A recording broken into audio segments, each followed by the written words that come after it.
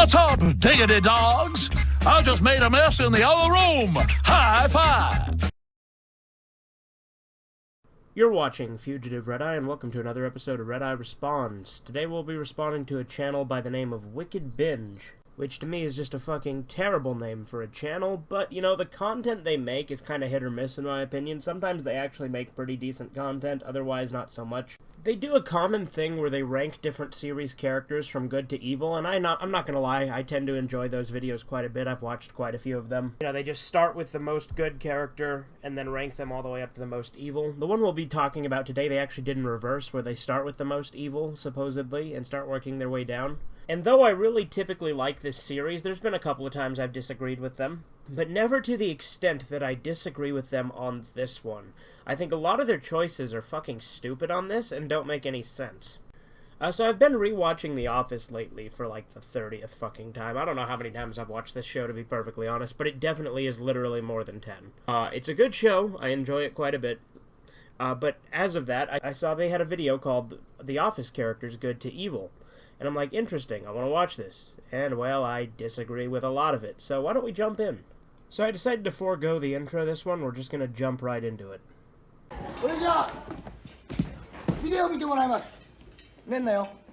Now, for this list, we're gonna switch it up a bit and start with the most evil character and work our way up to good. So let's kick it off with the bad and the evil. And the gold medal for most evil on our list is Robert California. There are so many more characters that are way more evil than Robert California. That doesn't make any goddamn sense. Let's hear his reasoning, though, I guess. Robert is the most evil because of how little we know about him. What the fuck? He's the most evil because we don't know anything about him? How does that even compute? What the fuck? Just because you're mysterious doesn't make you evil. Like, Robert is a very weird guy and he's questionable, but, like, we don't know a whole lot about him. That doesn't make him more evil somehow just because he's mysterious. In fact, I'd argue we know less about Creed. But we'll get into that a little more later, because you place Creed in an interesting place, too, that I disagree with. If anything, Creed should be one of the most evil, if not the most evil. But Creed is much more mysterious than Robert, and has done a lot more questionable stuff. At least that we know about. Robert's just had, like, weird rich people orgies and stuff. We don't know what he did to get Jo Bennett to give him her job. I mean, it's kind of just implied that he's just really good at talking. That's how he did it. Just like how he wowed them at his interview. He probably just did some clever wordplay. He wants to completely control the company, shuts down branches without any thought, invites the company to his house, and then strips naked in front of them. Again, that's just him being kind of a weirdo and having one of his weird parties. That's just kind of the way Robert is. But again, none of it's necessarily evil, just eccentric and a little weird. I will say, you know, it's very bad that he shuts down all of the branches willy-nilly, but that's just because he was drunk. And that only happens in one episode, so... Although I do think it's a very bad thing, because a lot of people lose their job because of it, I still wouldn't say it ranks him higher than people who very well may actually have killed people. He divides the Scranton group into two groups that he calls winners and losers, and shows very little care for any of them. Again, that's not necessarily evil, it's just being kind of a standoffish dick. Again, not necessarily evil. He gives Nellie the job after firing her from a job down in the corporate office just because of the attraction to her. I don't think that was ever explicitly stated unless that was a deleted scene, because I literally finished season 8 like 2 days ago, so unless I missed something, I don't think that's ever been explicitly stated that that's the reason he hired her back. And in fact, he never actually technically fired her, so he didn't hire her back. She was never fired. Instead, they fired Todd Packer, so you're just wrong on that account. Really, Robert California manipulates and exploits everyone around him, and pits employees against each other whenever he can. I mean, again, I'll agree with that to an extent, but again, I don't think that makes him more evil than some of the other people in the show. There's very little to say that's good about Robert, and that's why we put him at the bottom of the list. There's very little to say that's bad about him compared to some others, though, so I think it's a terrible choice still. Our second place for evil goes to Jan. Again, I think this placement is wrong, but I would also say I think Jan is probably more evil than Robert, just because of all of the shit she does. Jan's an interesting character to place because when the show starts, there isn't anything really wrong with her. She's shown to be good at her job, she doesn't put up with Michael's crap, and she cares about her employees, even trying to get Pam and Jim in better positions in the company.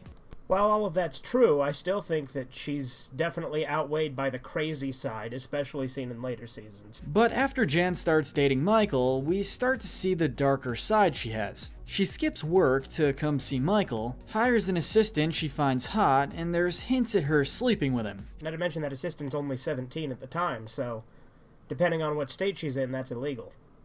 So that's morally questionable at best, and in most states illegal. She ignores Michael's safe words, she smokes in her office, and then doesn't tell her boyfriend when she is artificially impregnated. The picture you show misleads some people in the comments because they don't think that she was with Michael when she was artificially impregnated, which she was, she just wasn't showing yet. So the picture you're showing is from after the fact. But also, I think it's interesting that you put the fact that she literally technically sexually assaults Michael by not listening to his safe words, and you put that on the same level as smoking in her office. Like, I don't think you're intending to make an equivalency there, but the way you just phrase everything and, like, put it all together just kind of comes off a little odd to me. Our bronze medal of evil goes to Todd Packer. You're not just wrong, you're stupid. And you're ugly, just like your mum. Todd Packer is not evil. Obnoxious, yes. Questionable sometimes, sure. Makes people uncomfortable, absolutely. Poisons cupcakes? Yeah, but they did fuck him over. And granted, it was just laxatives. It wasn't like literal poison. Actually, there was a lot of drugs in there, so it got people high and stuff too. But the point is, I wouldn't call him more evil than, well, Jan even. I would say with Roberts, probably not either. Because Todd hasn't, shut down entire branches. So, Todd should definitely not be this high on the list. If anything, Todd should be in the gray or like low-level evil. Because he's just obnoxious. Todd Packer doesn't do a single good thing in the entire show. Are you kidding? Everyone knows why. But the reason he isn't lower on the list is because the things that Packer does are usually more just annoying or rude. And yet, despite that, you still put him at the number 3 spot when there's literally characters that are kind of implied to have murdered people. Todd acts pretty wildly inappropriate at the office, to say the least, and even took a crap in Michael's office. Again, he's a very obnoxious guy, but I wouldn't call him evil. He's a boorish, alcoholic salesman who offends just about everyone, with the exception of Michael. So? Offending people does not equal evil. Todd often targets Michael with his jokes and even abandons him in dangerous situations, such as when he left him to be beaten by the bouncer whose girlfriend Todd picked up. Again, scumbag? Sure. Obnoxious? Sure. Shit friend? Sure. But third most evil? Absolutely not. Ryan started the fire, and so Ryan Howard is next on our list. What a stupid segue.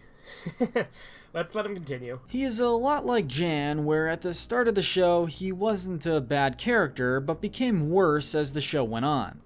Ryan doesn't really have a whole ton of redeeming qualities. He mostly just seems to be self-centered and narcissistic. I saw this really good breakdown saying that he's probably a sociopath, and I'm inclined to agree with it. I think Ryan is kind of sociopathic. He doesn't really seem to care a whole lot about people. Not to mention, he's much more manipulative than some of the other characters in the show. I'd say he's more manipulative than Robert, especially with Kelly. He abuses his relationship with Michael to get what he wants, cheats on Kelly with a ton of women, commits fraud while the VP of Dunder Mifflin, and uses his power as VP to get what he wants from the Scranton branch. And yet somehow you placed him as more good than Robert. How the hell does that even make any sense? Tries to sleep with Aaron while in Florida, and not necessarily evil. I don't think Aaron was with anyone at that point. And again, it's just, being horny. I mean, what the hell? How is that bad? I mean, I get it. He's very, scummy and uses women left and right, but still. Maybe he was with Kelly at the time. That might have been the case, but that just falls under cheating on her, which he does all the time. And then abandons her when she wants a real relationship with him. I think she really more wanted to be friends. She didn't want a real relationship with him. I think you're a little misreading that there. He leaves the show in season 9 and then shows up in the finale and gives his baby an allergic reaction to steal Kelly from her husband and then leaves the baby at the reception. Which is why I think he's definitely more evil than Robert, possibly even more evil than Jan, although Jan's pretty hard to beat. Next up on the bad side is Gabe Lewis. Why, God? But why? Gabe's not evil in any way, shape, or form. A little slimy, sure, but Gabe is the furthest thing from evil. Like, I wouldn't call him good, but he's definitely not evil. He should be in the gray at worst. And to be clear, I don't like Gabe. I don't think he's a very good character. I mean, he's sometimes entertaining. I think he's one that you're rooting against all the time. but he's definitely not evil. He starts out just being a bit weird, but as things progress, we see that he has no problem threatening employees lower than him. When things get personal, he absolutely does lose his shit and do stuff that he shouldn't and try to overstep his authorities, I'll give you that. He has a creepy obsession with horror. If a creepy obsession with horror is evil, then I must be a real evil son of a bitch, because there's nothing wrong with being interested in horror. I'll admit Gabe is kind of weird about it, but horror is a fine interest to have. Terrible in his relationship with Erin. There's nothing evil about being a shit boyfriend. It's just being a shit boyfriend. If he had been abusive to something to her, I might have agreed with you, but he's just kind of weird, and she doesn't like him. Even trying to kiss her when she had already dumped him. I'll give you that one, but lots of characters have done uncomfortable, awkward attempts to kiss. Michael's done that on multiple occasions. And he creepily runs into the women's restroom in order to corner her. Again, a little weird, but Creed literally uses the women's restroom all the time. Again, why has Creed not appeared yet? Creed should easily be one of the most evil. He brings up how he and Erin have slept together in front of her new boyfriend and tries to trash talk Pete to get Erin to leave him to get back with him. Again, he's a little bit creepy, yes, but I wouldn't call him evil. Likely the most weird and mysterious guy on the show is Creed. Yes, he is. And you just admitted he's the most mysterious. So why is Robert most evil because he's the most mysterious if Creed is more mysterious than Robert? Creed has things that lower him on the list in two categories. Things that we know he did, and things that we think he did. And out of the things that we think he did, one of them is murder. We know that Creed sells fake IDs. We know that he was in the band The Grassroots and did enough illegal things to get him arrested. And yet you place him lower than Packer and Gabe, who are both just obnoxious and weird. He claims that the last person to cross him was Creed Bratton, implying that he stole his identity of the real Creed. Yeah, and a lot of people actually theorize that he probably killed the real Creed and took his place. He shows up one day covered in what looks like blood, runs away when Michael is playing a game about murder, fleeing before he even knows that it's a game. He runs away and speeds out of the parking lot. And again, a lot of people think the reason he fled is maybe they thought he caught on to him killing the real Creed. And the fact that he was just covered in blood and didn't know it was Halloween, that says something too. Like, granted, you could argue it's just Creed's senile nature and he actually did know it was Halloween but forgot. But Creed says a lot of things that make me think he's very evil and has probably killed people. The reason that Creed isn't lower on the list is because the worst things that he could be accused of aren't confirmed, so we can't officially say that Creed has murdered several people. And yet you were okay putting Robert without things that were confirmed too, so I think that you're just stupid on that, man.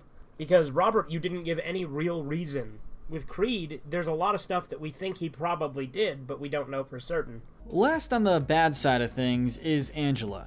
While I agree Angela is not exactly of sound moral character, I would say that there are plenty of characters that are in kind of the same boat as her. Really, the worst thing she's done is cheating, which a lot of the characters in this show have done. But she doesn't actually do anything that really physically hurts anybody. She's just kind of a bitch. So while I agree she might belong in the evil column, I think that there are plenty of characters that are worse than her that could have easily been in this. There are plenty of questionable things that pretty much every character in this show has done at one point or another. Angela has done some good things, marrying Dwight, making up with Phyllis and Pam, and forgiving Oscar for sleeping with the senator. Exactly, I do think she has done some good too, and while I like that you put her at the bottom of the evil pile, I definitely think that there's still more characters that could have easily been more evil than her. However, Angela has also cheated on Andy, verbally abused everyone in the office, mostly Phyllis and Pam, and she's rude and judgmental of everyone, and that's the biggest reason that she's so low on the list. Yeah, she is a very hypocritical, judgmental bitch. Like I said, I acknowledge that. But again, still not the worst person on the show. Again, you did put her at the bottom of the evil pile, but still. Despite judging everyone else for their sins, she commits many of those sins and wrongs herself, which makes her a pretty big hypocrite. Yes, as I said, she's definitely hypocritical. First person in the gray area is Roy. Roy was the fiancé to Pam for the first 2 seasons of the show. He was a pretty bad boyfriend, showing little interest in Pam's interests and only caring about the bachelor party. Yeah, Roy was kind of a shit fiancé. He does get better at it later on, which I know you're going to get to. But I honestly don't think he should be the top of the gray. I don't think he's the worst person in the gray. I'd say he's definitely in the gray. But I would say that there's a lot of people in the gray that should have been worse than him. In all honesty, I think Michael's much less morally sound than Roy is. Because we've seen Michael do a lot of erratic shit. But we'll get to Michael in due time, because I really disagree with your placement of him. He flirts with other women in front of Pam and tells Jim he hates it when she talks at home. Again, he's a shit boyfriend, shit fiancé. So why is Roy not outright in the bad list? Well, Roy grows after his time on the show. After he tries to attack Jim for kissing Pam while they were engaged, Roy seems to really take an interest in Pam as a friend, telling her she should try to date Jim. He starts his own company and gets married to a different woman. It seems from the wedding that Roy has changed a lot. He learns how to sing and play piano for her, was more involved with the wedding, and he even thanks Pam and Jim for what they did because it allowed him to meet his current wife. Yeah, again, his redemption that he gets makes me think that he should definitely be closer to the good than the worst of the gray. I definitely don't think he's that bad of a guy. In all honesty, who could really blame him for getting mad at Jim for kissing his fiancée?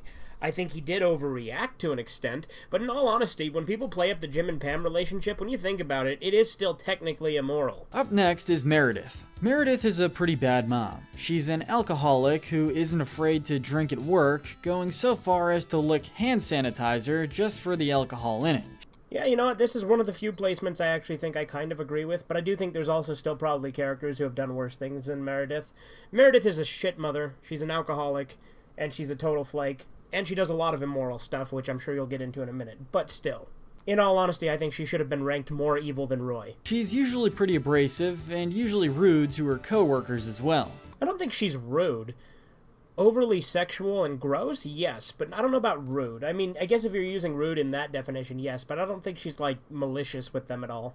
We see that she's pretty bad at keeping her house clean and leaving it unlocked and open. This isn't usually what you want to see in a parent with a child who would still be living with her and would need their mom with them. I don't know that Jake would necessarily still be living with her during the events of Season 7, which is when that's shown. So, unless we've seen the door open earlier than that, I don't know if I can agree. But I do still think it's stupid, and if she did it then, why wouldn't she have done it earlier on? So, not to mention Jake ends up a stripper, so that's a whole big thing, but yeah. However, Meredith has shown at times that she really does care about the people around her. She's there for Pam after she brings lice to the office, only after getting really mad at her for the fact that Pam let her take the fall for it. Her and Dwight like to listen to music and headbang. So? She forgives Michael after he ran her over with his car. I mean, to be fair, that takes a pretty strong person to forgive that, because that'd be a shit thing to happen. I mean, I'm sure I could forgive it too, but that's something that did fuck her up for a minute there. One other thing I think you neglected to mention, a couple things actually. Her son became a stripper, and she saw it, and she was proud of him and was watching him do it. On top of that, there's a quote from her during Season 9 where she says if it wasn't for the camera, she would have done some truly vulgar crap. And that she's been on her best behavior, so imagine her on her worst behavior. Andy Bernard is up next. I think Andy is probably like the very center of the gray, in all honesty, because Andy is so flip-floppy. He doesn't really make a whole lot of, like, consistency. He's constantly changing his character. Well, he starts out hated, becomes tolerated, becomes liked, becomes loved, becomes hated again, then becomes liked again by the end, I think, in the finale. But the character was all over the place. It was a total roller coaster. Andy starts the show as a complete villain. He's against everyone he comes across and lies to Michael to get Dwight fired. Yeah, again, he was definitely very scummy early on. He then turns everyone in the office against him until he punches a wall and gets sent to anger management. Anger management is where his character completely changes and he becomes a very likable character. When Andy comes back, he starts to turn himself around. We see him try to make amends with Dwight and even start a relationship with Angela. He takes a calmer route reacting to things, although he keeps his stuck-up attitude and doesn't lose the quality that makes Andy so annoying. Yeah, they keep him likable, but he is still irritating. That's how he always is portrayed. When he becomes manager, we see him really try to do his best, but every once in a while, old Andy comes out, like when he leaves the office and his girlfriend for 3 months on a boat trip. Which, in fairness, him leaving for the 3 months on a boat trip is one of the worst things to happen in his character arc, and when he comes back, it's even worse than that. But that was done so he could go film The Hangover Part 3, which I think you'll mention here, but still. Not to mention that he never told his boss that he was leaving. And on top of that, he was very hypocritical about it when other people were gone on lunch breaks when he got back, and he was criticizing it despite the fact he'd been gone for 3 months without telling anybody. He proves that he's still Andy when he quits to be an actor or singer by groping Toby and crapping on David Wallace's car. Very eccentric stuff they did with him in the end. Again, they do give him sort of a redemption in the final episode, but still. Andy never stops being Andy, and we don't know if that's a good thing or not. Little good, little bad. He's entertaining to watch most of the time, but sometimes he can be a little frustrating. But I overall like the character. Now let's talk about Bob Vance. Vance Refrigeration. You know, it's interesting. I never thought about where I would rank Bob Vance, morally speaking. Bob is a loving husband, but there are some odd things that put him a bit lower on the list here in the gray area. First off is when Phyllis admits she flirts with guys so Bob can beat them up. I would say that says just as much about Phyllis as it does about Bob. There's also the moment when Phyllis tells Jim not to make her get Bob involved. When she's asked what that means, she quickly says that she shouldn't have mentioned anything. Yeah, I thought that was a really funny scene. But yeah, again, it says a lot about Phyllis, too. Member of the gray area is Stanley Hudson. Stanley does show some love for his co-workers, Aaron and Phyllis. He's a hard worker and seems to really care for his daughter. Hard worker? Stanley? Are you fucking kidding me? However, Stanley does have a really bad attitude and snaps frequently at Michael and yells at Ryan after Kelly says that something was going on with him and his daughter. To be fair, though, Michael can be really obnoxious. As much as I'd love to have Michael as a boss just because of how easy of a boss he would be to have, he can be very frustrating to deal with because of how awkward and intrusive he can be. Not to mention the whole thing with Ryan. Well, I mean, it's Ryan, so I don't necessarily feel too much sympathy for Ryan. And I do think it's one of the best lines Stanley has, you know, boy, have you lost your mind, 'cause I'll help you find it. But I'd say that's more of a problem with Kelly than with Stanley, because Stanley just had the reaction that I think most fathers would have. Stanley cheated on his wife and then cheated on the person that he cheated on with his wife. He may be a hard worker, but he does lack a bit in the moral department. And Stanley is absolutely not a hard worker. He's lazy. He just wants to run out the clock. That's his entire goal, is to go home. And as for him cheating on his wife, like I said, a lot of characters do that. Michael sleeps with Donna. Angela cheated on Andy. Dwight was the one she was cheating on Andy with. Also, notice that Dwight isn't in the evil or gray. Dwight should absolutely be in, at the very least, the gray. Our first good character is the CFO of Dunder Mifflin, David Wallace. Why is David less good than, I guess, Michael, Dwight? I mean, those are the two biggest ones that I'm like, how is he more good than them? Pam and Jim, especially Jim. Jim should be gray, absolutely. Jim torments Dwight. It's awful. Why the hell is David the bottom of the good? That doesn't add up to me. David actually seems like a really nice guy. He takes Jim under his wing and usually gets along with Michael. He works hard at his job and shows a lot of support towards his son. After he kind of has a breakdown from losing his job, he gets his act together and buys back Dunder Mifflin to take it away from Robert, California. Again, so far so good, so why is he the least good out of the good? What keeps him a little lower is that he was one of the top people in Dunder Mifflin, which raises suspicions on if he was part of the reason why the company went bankrupt. I don't think that's fair at all. There were a lot of shitty CEOs. Like the top guy who Michael talked with and was kind of a dick to him, that guy was awful. So I don't think that David Wallace was at fault at all, especially since he turned the company around when he bought it back and actually did really well with it. So no, I think you're wrong on that. That's really unfair, and I think that's really fucking stupid to rank him lower because of it. Moving on to Joe Bennett. Joe Bennett is not more good than David Wallace. Joe is the CEO of Sabre when they buy Dunder Mifflin. She's shown to be tough when she has to be, but Joe has a soft side as well. Yes, but she can also be very demanding, very pushy, and kind of a bitch sometimes. She loves her employees and is another person who took Michael under her wing. Kind of. She also kind of disrespected the hell out of him because she's like, you can stay with me, and then of course Michael, being the pushy fucker that he is, decides, okay, I'll come stay at your place, and then she basically rescinds the offer. So, although I do think that Michael was being too pushy in that regard, I still think that she shouldn't have offered it in the first place. She talks about how one of her goals in life is to be a role model to young women everywhere, and we think that that's a pretty great goal. Anyone who aspires to be a role model is full of themselves. Like, don't get me wrong, I think it's good to try and be a good example, but if you try to think of yourself as a role model, I think that's a little conceited.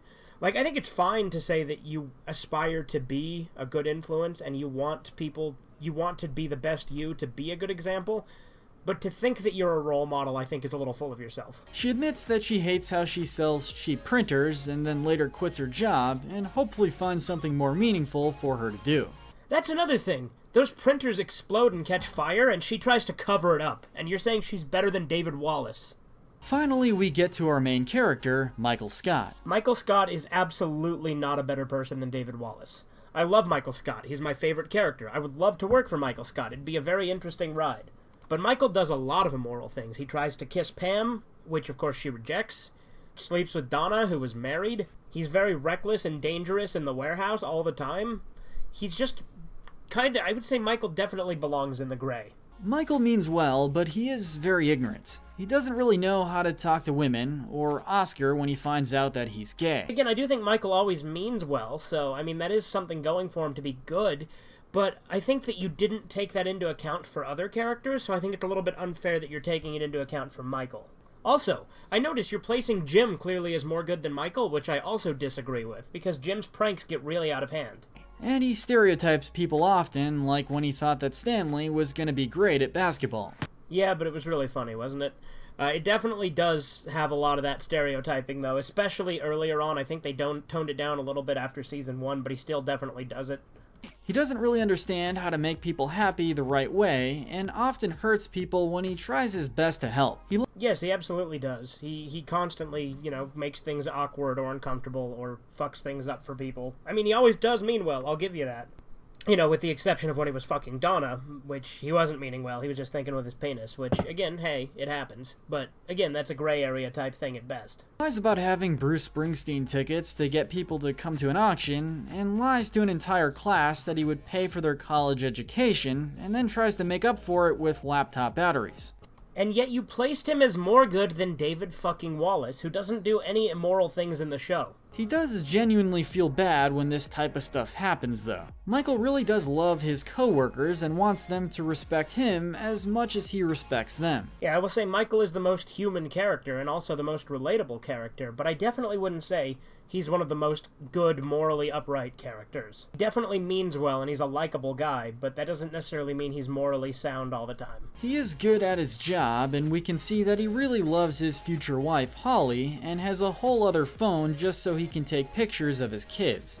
Yeah, I definitely would say personally I would consider him a good guy, but again, when you're ranking them based on moral character, you rank him in a spot I just think is very odd given the way you've ranked other characters. Michael may be misguided and have a lot of problems, but he really shows that he cares and loves those around him. That's true, he does genuinely care. Maybe a more controversial choice, Oscar Martinez is up next. You're not just wrong, you're stupid. And you're ugly, just like your mum. Oscar should abso-fucking-lutely not be in the good, especially this fucking far ahead. That actually genuinely pisses me off. Oscar is judgmental, he's egotistical, he cheats with Angela's husband, he's manipulative, he's very much, easily offended and, constantly tries to get people in trouble for things like that. He takes everything way too fucking seriously.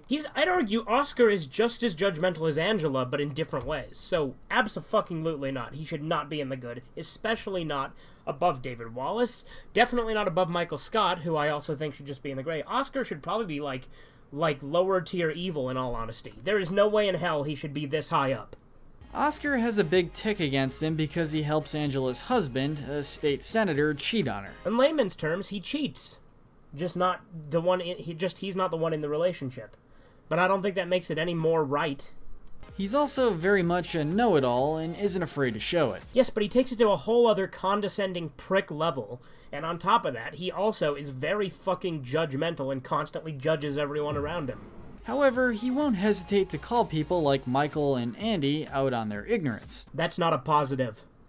He calls them quote-unquote out on their ignorance when really he's just a busybody, judgmental prick. And he often takes a holier-than-thou approach to it. He tries to make up for cheating with Angela's husband by letting her move in with him, so she can provide for her son. Yeah, I definitely don't think he's the most evil character in the show when he does nice things like that, but he's only making up for all the shit he caused in the first place. If he didn't do something to make up for it, I honestly think he would be even more evil. Let's talk about Kelly. You have got to be fucking kidding me. You put Kelly this far in the good? She's super manipulative. She constantly pretends she was, like, raped. She constantly pretends she was pregnant. She constantly does all sorts of manipulative things to make people take her side on things. Her on and off relationship with Ryan is fucking crazy. No, abso-fucking-lutely not. This is one of the stupidest choices. I think this pisses me off more than Oscar, in all honesty. Kelly may be a bit judgmental and have a problem when it comes to Ryan.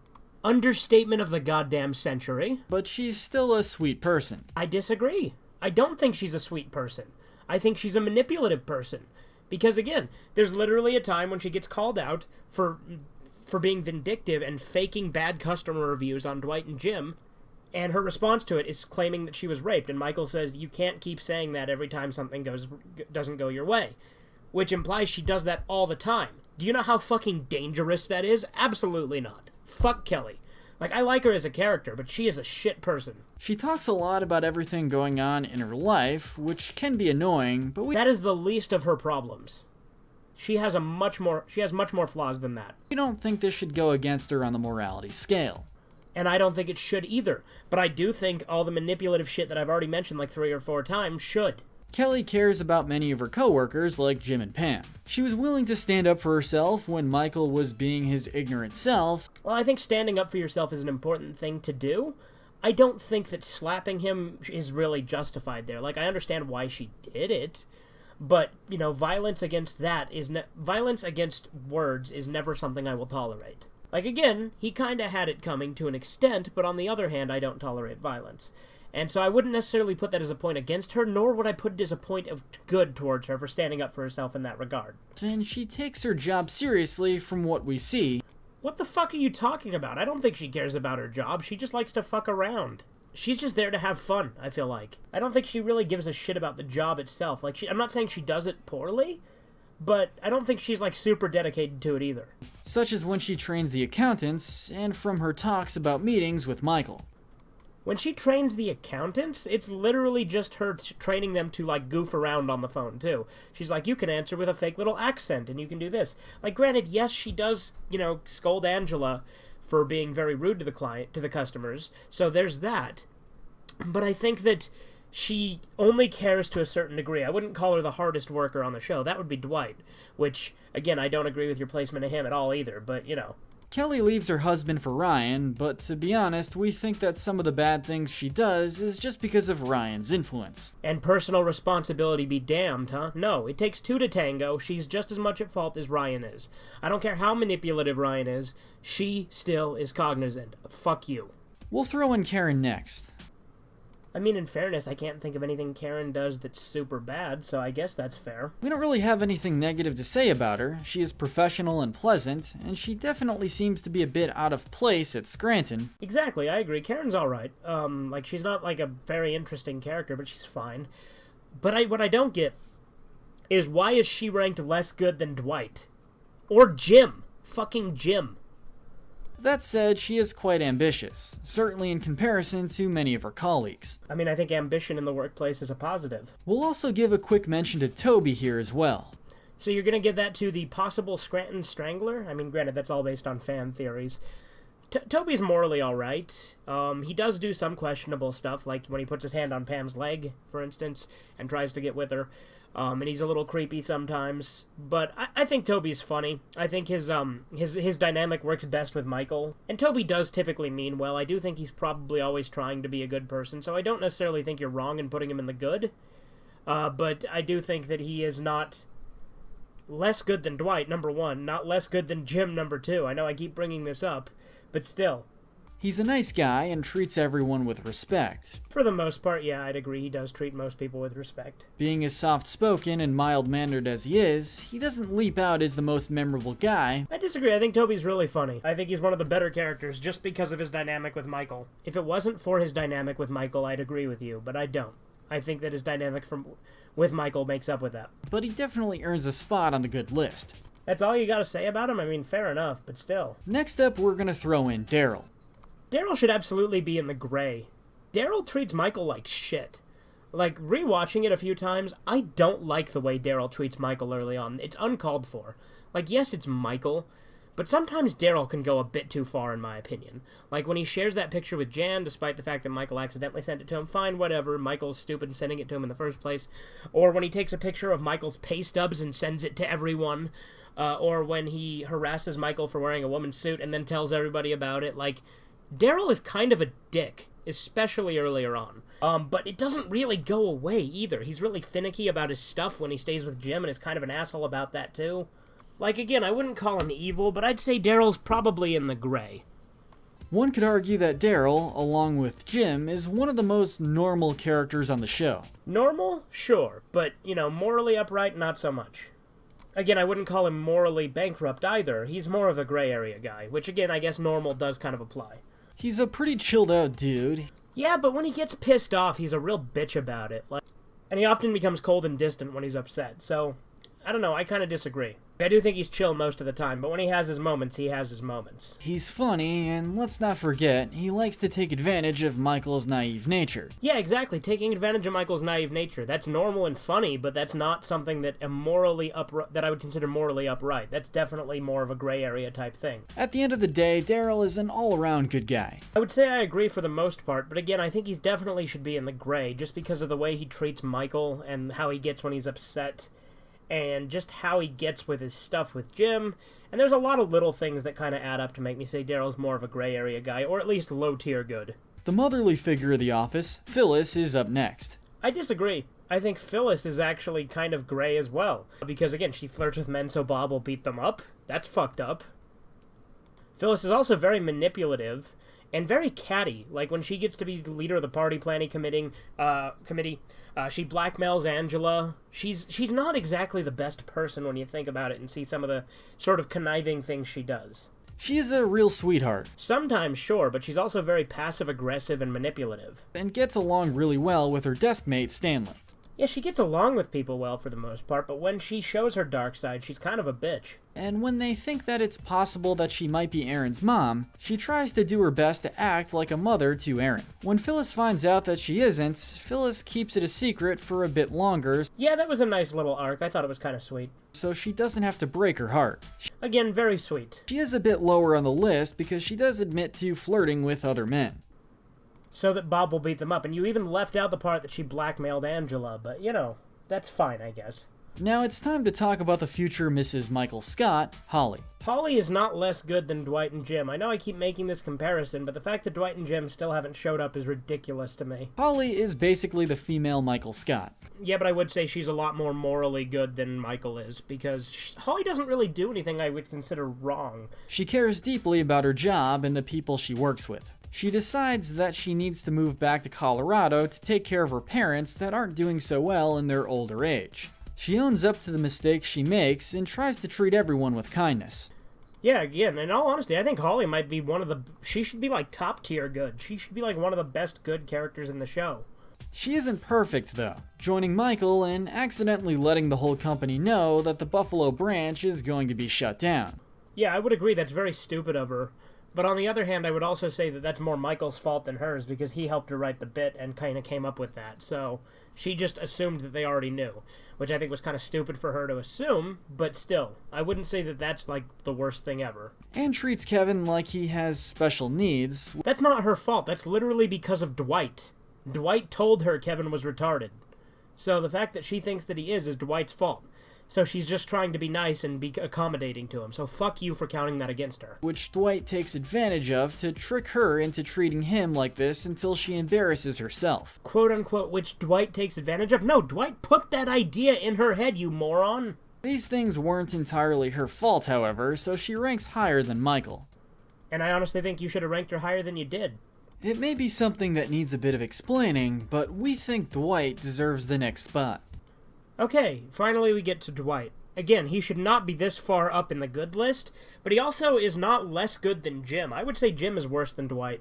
That's debatable, because Dwight did, participate in an affair. But still, I do think that Dwight is probably more good than Jim in a lot of other ways because of Jim's pranks. So, again, I guess it's debatable which one of them is worse, but I would say that you're definitely wrong in putting him this high up in the good. I do think he's a standout guy. I'd hire him. I think he's a loyal and good employee.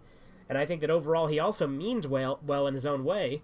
But he's also ultimately, in my opinion, kind of self-centered, which isn't necessarily a bad thing. He's very self-focused, and I don't think he's malicious, although he did help shut down Prince family paper, as did Michael, which was really immoral, so I think that should be a tick against both of them, but you don't even mention it here. Dwight has some things that we need to put against him, obviously. He helps Angela cheat. So in other words, he slept with a married woman, therefore he cheated. It's on the same level as cheating. Helping someone cheat is, in my opinion, very similar to cheating. Like, it's maybe slightly different, but I would say it's morally very similar. And I don't think it's any better. He's rude to most of his coworkers in the beginning. He shoots a gun off near Andy's head, causing him to almost lose his hearing, and harasses Jim psychologically with snowballs and takes advantage of Clark being so new to the sales game. Again, a lot of these things are really against him, and yet you're putting him this high up.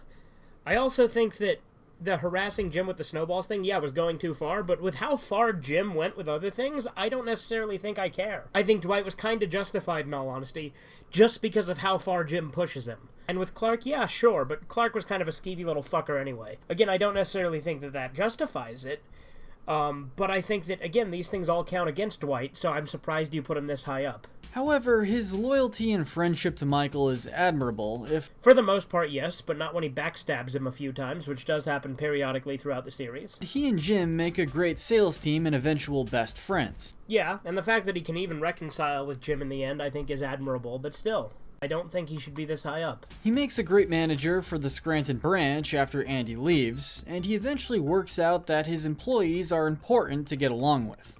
Yeah, I think by the end of it, Dwight becomes a great person. But again, I think that there's a lot of things that do hold him back compared to some of the other characters. And I don't think that he's more morally good than Holly. Again, I don't necessarily think Dwight should be in the bad. Maybe in the gray or, like, very low tier good. Because Dwight still does do a lot of bad things.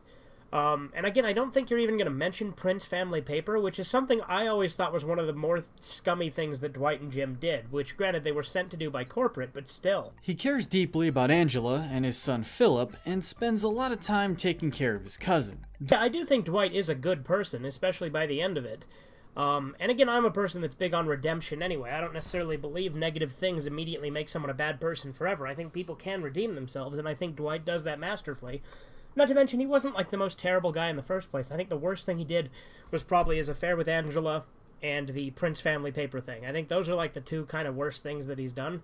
Everything else that he does isn't really necessarily bad. It's just kind of obnoxious, weird, or selfish. Erin isn't in the top 3 because sometimes her lack of awareness leads to awkward or bad situations, like when she dumps Gabe in public, tells Pam she's too good at being mean, and she loses her temper during the paper airplane contest, getting a bit too mean to Clark and throwing a huge fit. Again, this is just her naivety. That's not necessarily something I would count against her. She's just kind of dumb. I would say that she definitely is more morally good than Dwight. Erin doesn't do anything inherently, like, bad. She's just kind of stupid. However, she tries to do whatever she can to make people happy. She's a great receptionist for Michael. She gives Andy way more time than he deserved after he left her for months. She even started going by her middle name instead of her first name to avoid awkward situations with Kelly. Yeah, again, these are all excellent points. I think Erin should probably be, like, in the top 3 as well. I think the top 2 should probably be Erin, Holly, and then probably Kevin after that. Like, that's what I think should be the top 3. Clearly Kevin's in the top 3 since you haven't mentioned him yet, but yeah, she's not less morally good than Jim, that's for sure. The fact that you're going to put Jim in the top 3 pisses me off, but we'll get to it. Erin moves to Florida to try and take care of an older lady that she met but wasn't very good at it, taking boiling Gatorade as tea. She's not the brightest in the office, but she might be one of the sweetest. Yeah, again, everything about Erin is I think she is very kind-hearted and sweet. She's just very, very stupid. The Bronze Medal of Good goes to Jim. Jim might be a prankster and can be a bit rude at times. He literally ripped all of Dwight's clothes off outside in the parking lot. That, to me, crosses a line that should not be crossed. Just all of the stuff he does to Dwight, sending him away to go on some secret mission, and all this other stuff he does, is not good. Jim does a lot of very bad things to Dwight. And granted, Dwight is annoying, and it's funny to watch their antics back and forth where Jim will do all this terrible stuff to him. But Jim does do a lot of bad stuff to him. Let's not pretend that doesn't happen. But Jim really does have a good heart. He waits years to get with Pam. Kinda. He tried to get with her when she was still with Roy, which I mean, Roy wasn't great for, and I ultimately think it was the right move in the end, but we act like it's just such a great thing to happen, when really, it's not really necessarily a morally good thing. Ultimately, it ended up for the better, but he didn't really wait. He literally got her to break up her wedding for him, and then just left. I mean, granted, he left because she turned him down, and she's the one who broke up her wedding. Also, the fact that Pam is going to be in the top 3 as well, now that I think about it, doesn't make a whole lot of sense either. But we'll get to that. I think that Jim should definitely not be in the top 3. Jim should be like gray area, just because of his pranks alone. And, you know, again, although I do think that he was the right one for Pam, that whole thing was questionable at best. Like, I'm not saying it was morally wrong, but it was questionable. Stands up for himself when Ryan attempts to fire him. Again, you do put standing up for yourself a lot as a tick towards moral goodness, which, again, I think standing up for yourself is great, but I don't know that it's necessarily morally good. I think it's a good thing, absolutely it is. Works hard with Michael in his short time as manager to make the office more efficient, comforts Dwight when he's down, stops Dwight from getting fired in Florida, and works hard for his family with his new job in Philadelphia. Yeah, again, I do think Jim does a lot of really good things, and I do think ultimately Jim's not a bad person, but at the very least he should be low-tier good to, like, you know, gray. He should absolutely not be in the top 3 good. And he quits when he realizes the strain it's putting on his relationship. But in all honesty, the resentful part of Pam that kept him from that is actually really hypocritical, and that's another reason Pam should not be in the top 3, but we'll get to that. He makes some mistakes, like not telling Pam about his new job. Yes, that was a mistake, but ultimately I think her reaction to it was very hypocritical with how supportive he was of the whole art school thing. And getting really angry with her for small reasons during the move between states. Well, one of the reasons is because she didn't record Cece's ballet thing. And I think that that is something that a father would naturally get pissed off about. That makes sense. Pam's probably the most real character on the show, showing the most real reactions to things next to Jim.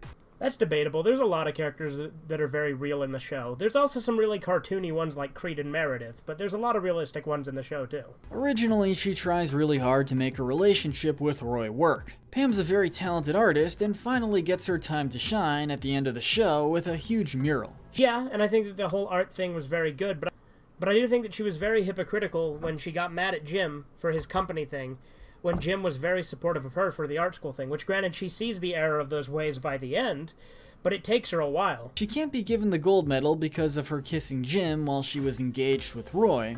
Right, and Jim was, you know, at fault for that too. Takes 2 to tango, like I said. But Pam works hard as a wife and a mother to make sure that her kids can have a great future. No, I definitely agree Pam should be in the good, but probably not top 3. Again, for me, top 3 is probably Holly, Aaron, Kevin.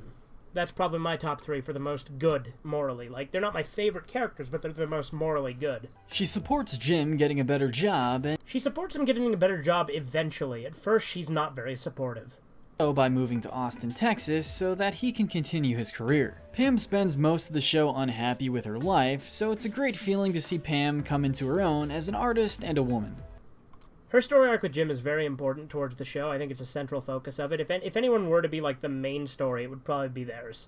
With the exception of Michael, but he left in season 7. And finally, our gold medal of good goes to none other than Kevin. Kevin might be pretty stupid, but he means well in everything that he does. He does what he thinks is complimenting women, even if it can sometimes be offensive. He tries really hard to have a good relationship with his now ex-fiance's daughter, works hard to make some of his famous chili for the office, even if he does spill it everywhere. Kevin has a good relationship with Jim and Oscar and tries to make good with everyone else in the office too. Yeah, again, Kevin's probably the one I agree with you the most on, but again, for me, Kevin would probably be the 3rd good. But he's still in my top 3 for, like, morally good. I don't know what my full list would be because there's a lot of characters, so I'll give you some slack for this because of how difficult this list probably was to make. He isn't a good accountant, but with how little bad he actually does in the world, we can't rank him any lower. Kevin is a sweetheart who tries his best to work and make friends. And that does it for that. Again, the list had a lot of problems, in my opinion. Like, there's a few that I agreed with, but ultimately I think the list was very flawed. Like, granted, it's hard to judge good versus evil, because those are kind of innocuous concepts, which I don't know if they can really be achieved objectively, because good and evil are standards that everyone sets differently. So, I don't necessarily think any of the good characters that were listed weren't good people, but on the scale, they should have been in the gray. You know what I mean? Like, it's hard to determine what makes a good person. Because to me, I think anyone can be a good person. but they can do immoral things, because everyone does bad things. So I understand the difficulty in making that video, but I ultimately think there were a lot of flaws that were made that I personally wouldn't have. But yeah, that's all I really have to say about this one. That's just my thoughts. I really do like The Office, so that was what encouraged me to make this, was rewatching the series and then coming across that video. So I hope you've enjoyed. This has been Fugitive Red Eye. Have a good one. Toodles.